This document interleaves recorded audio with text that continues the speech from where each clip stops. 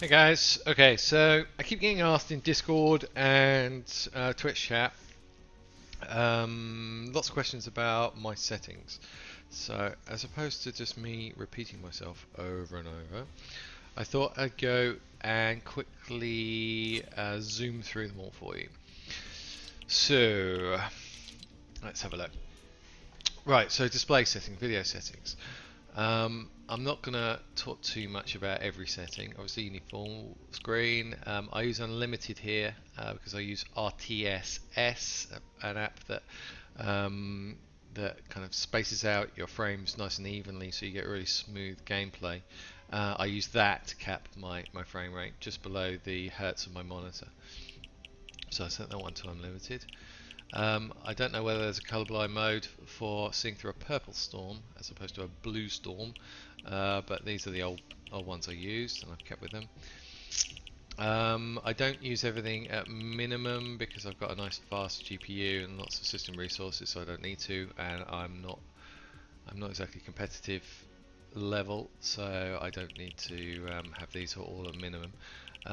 One thing I did find on the internet the other day was that apparently if you have textures on Epic, it basically enables the allow multi-thread rendering. It kicks that in, so it doesn't really do much to the frame rate, so I put it on. Aliasing I have it on a little bit, but other than that it's normal. DirectX 10 or 11 or 12. I've done lots of testing with 11 and 12. I find 11 more stable, so I'm sticking with 11 for now. What else we got? Obviously VSync off, motion blur off. Okay, what's next? Matchmaking region I set to Europe because Auto can give me the wrong places at times. My ping is actually 0. It completely calculates this wrong. I don't know what's going on there. Sprint by default, obviously on. Open outdoors I have on. Also pick up weapons I have on. Confirm edit on release I have on. I find that faster.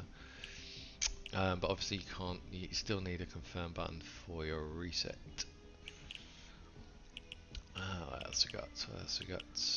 Peripheral lighting I turn off because I have Razer Synapse to manage that. If you want a bit of a performance boost, you can turn off replays because obviously your hard disk is recording stuff whilst you're playing, and it's obviously taking up a bit more resources. So if you want a little bit of a performance boost, you can turn all these off. HUD scale I have it on pretty small, so I can not get too distracted by my ping and my FPS. Otherwise, I'd just look at them all the time. Pick up loot stream. I don't need to know that. Backpack keys. I don't need to know that. Elimination feed. I'm not actually that bothered with that. And that I find that just distracting. Reticle ammo indicator. I don't play mouse and keyboard, so I think these are Booger's ones, but I copied ages ago. But as I say, I don't use it, so more controller. Right, controller settings. Auto run on, Builder Pro, immediately on, edit hold time. Now I've got this on a massive amount because I sometimes play Save the World and you can't split the switch mode and edit buttons onto different binds, different buttons. So you basically just have to press and hold it and have them on the same one. If you can split your switch mode and edit buttons, if you've got paddles say on your controller, then this becomes completely irrelevant. I'll show you in a bit that I have an edit on one button and a switch mode on another, so that number there becomes completely irrelevant when you do that. Vibrations off, just messes up your aim. These are my latest senses. I really like these, they work really well for my controller and my PC. Obviously, I would suggest strongly that you tailor your ones to how many frames a second you're getting on whatever your platform is, and whatever your controller is. Because I've tried a lot of controllers, and they're all very different. And so I think you need to not just copy pros. You need to, if you're going to copy pros, you need to copy their entire platform and their controller type that they use. But otherwise, I suggest going into one of Tito's um, find your sensitivity creative maps and turn off aim assist and just work these out for yourself. And that works really well. And then put aim assist back on again at the end. So I'm running 34 on these, 6 on these with 10% boost and a bit of ramp time. Look dampening 0. That's better for expo, I've heard. Not so much for linear. Move sticks. So the way I work out dead zones is I basically select one of these. I pick up my controller with my right hand or my left hand, depending on which hand I am. And I shake it.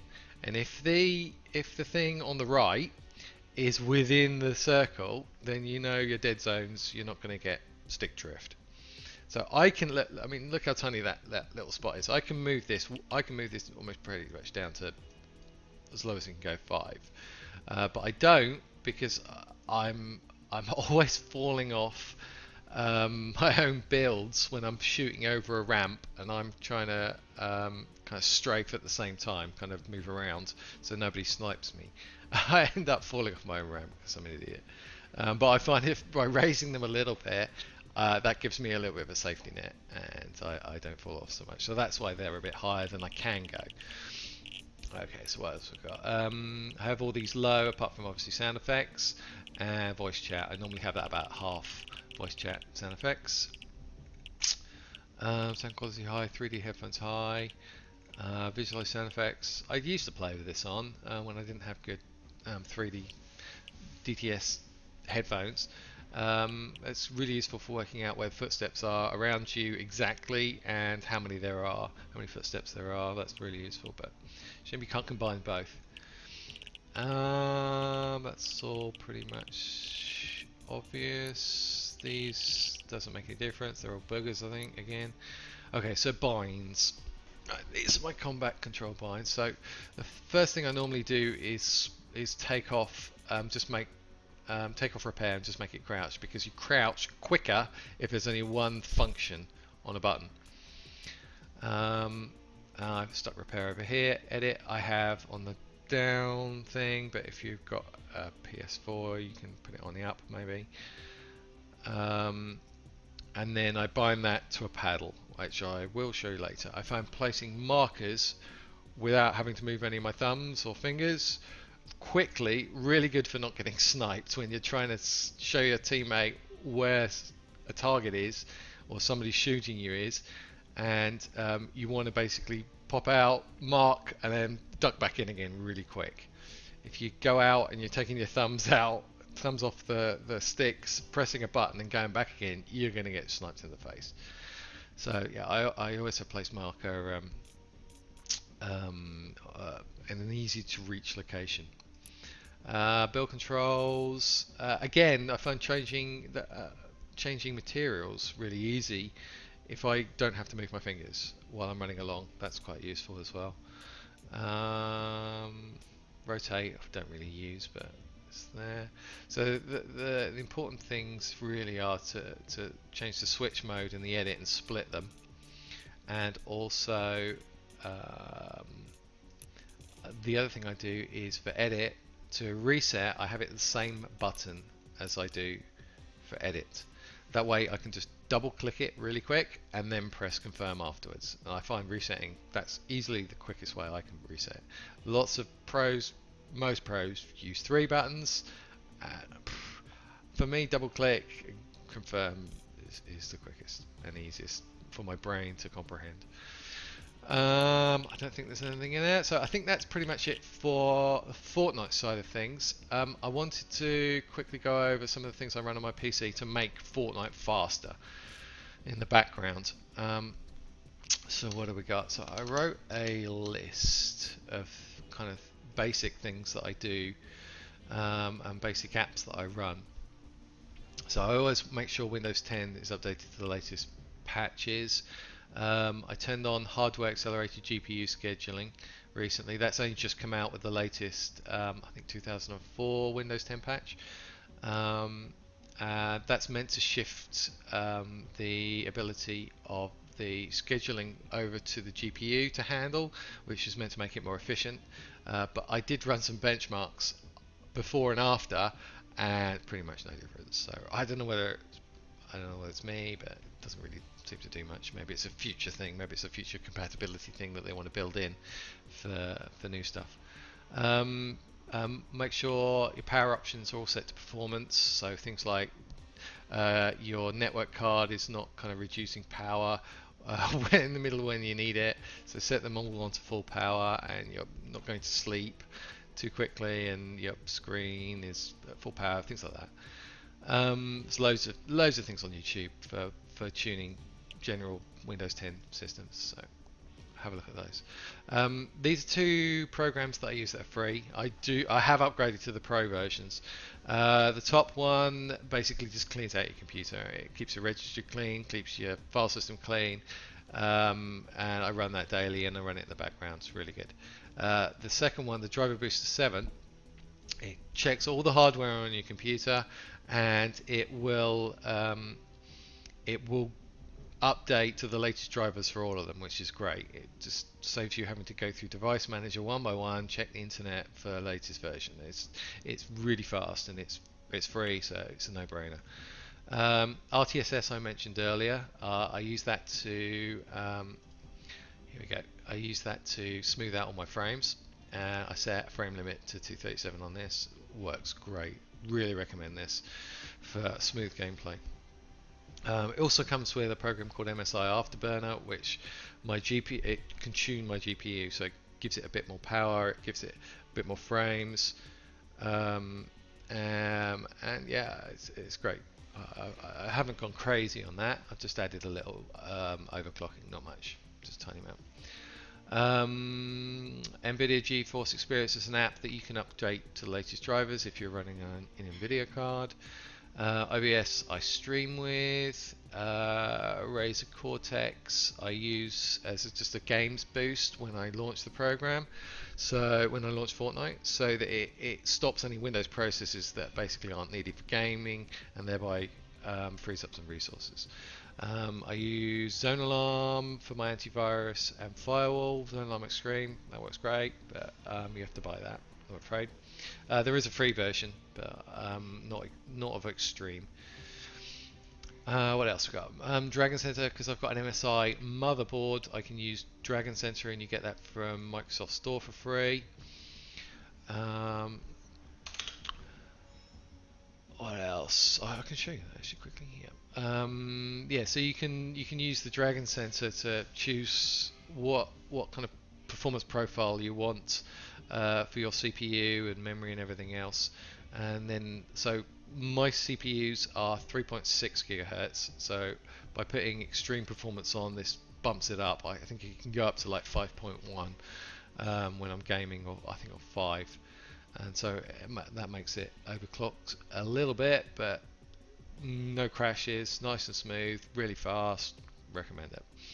The other thing you can enable in this is if you want to overclock a little bit more, you can do your memory, and you can just enable something called XMP. That will give more voltage to your memory that you've already got installed and make it faster. And that is good for like 50 to 100 FPS in game. So definitely do that, as long as you're not getting system crashes all the time as a result of it. So I recommend that. What else? This is just Dragon Sensor, which it comes with. So I just put system performance on this. Don't use True Color because I use NVIDIA to manage my color. I don't know why I've even got it installed, in which case probably for other games. Okay, so that's the Dragon Sensor. Oh yeah, the support stuff. Where are you? Support. Yeah, so this lets you update the latest additional drivers as well, and you can update your BIOS as well, which is useful. Always have the latest BIOS if you can. Yeah, so that's the latest BIOS there. You can see all the drivers, although as I mentioned before, Driver Booster 7 will update a load of these for you. Okay. Anything else? What else we got? DTS. I have as part of my headphone set, so I'm licensed DTS, so you get really good surround sound. That I'm not sure what does, but again, you download it from Microsoft Store and it's through Dragon. Xbox accessories. Have we looked at that? No, we need to look at that. We need to look at binds. Okay. So this is the Xbox Accessory App, which obviously again is free. And you can manage your controller binds with this. I've got an Elite 2 controller, and these are the paddle binds at the back here. You can see I have smooth profiles on the sticks. I'll show a bit more detail on this. So these are all standard. It's the back paddles that get bound. I actually have my triggers set to minimum, so it's really fast triggers. These are just bound to standard ones, and that's my edit button. So I don't have to take my fingers off any of the standard running around things to do any of the important stuff, basically. Left stick, set that to smooth profile. That really helps after the Fortnite aim assist nerf. So does this, gives you a lot more control. So left and right sticks, smooth. Triggers, I've got short stop triggers. Again, I only have to press them a tiny amount for them to fully register. So that helps. Quick firing, again vibration I turn off, and brightness is set to minimum. So that's the Xbox app, accessories app, and all of my binds. What else we got? Then you got some tuning tools. So if you go onto YouTube and you look up Admax, and he does like you can download a Fortnite boost pack, which if I can find here we go. You can download this, and it's got basically lots of instructions of things you can run and follow in this video, and it is great. Things like the intelligent standby list cleaner works really well, optimizes the memory, stops big pauses. I can't spell memory.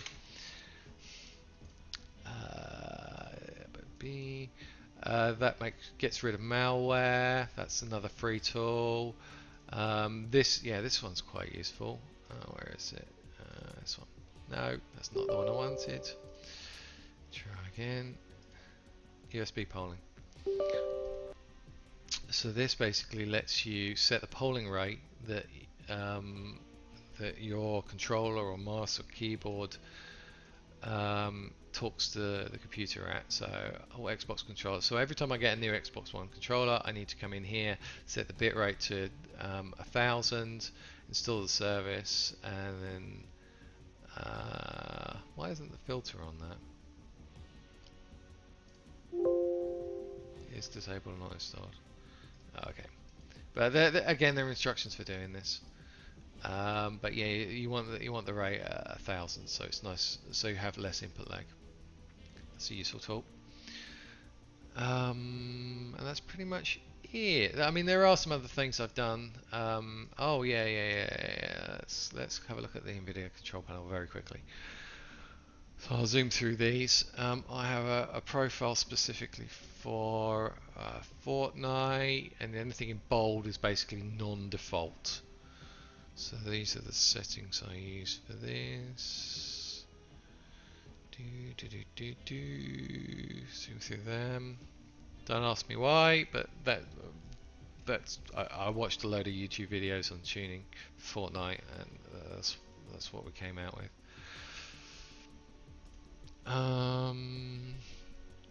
Yeah, using video for color settings. Refresh rate. Video for those. Don't know if there's anything there. Have anything there? That's not relevant. Yeah, I stick it on no scaling. I don't think I do anything in that one. Nope. G-Sync I use. G-Sync? Why isn't that one? That's kind of weird. Why wasn't that enabled? Yes, I'd like to keep G-Sync on, please. Very strange. Don't have multiple displays. Video color, I think I set these, yeah, you're going to need full for that one. And that's it for that. So nothing too exciting. Anything else? Is that everything else? I think that's it. Well, oh yeah, in the boost pack there are some Fortnite launch options as well. I use these ones. You have to set your processors. I've got 16, so I have to set my processors there. But I just basically, when I launch the game, I use those flags. Anything else? Anything else? No, I think that's it. Alrighty, yeah, as I say, I hope that helped. Any questions, come and see me in my Twitch stream and just drop me a note and I'll try and answer what I can. Alright, bye for now.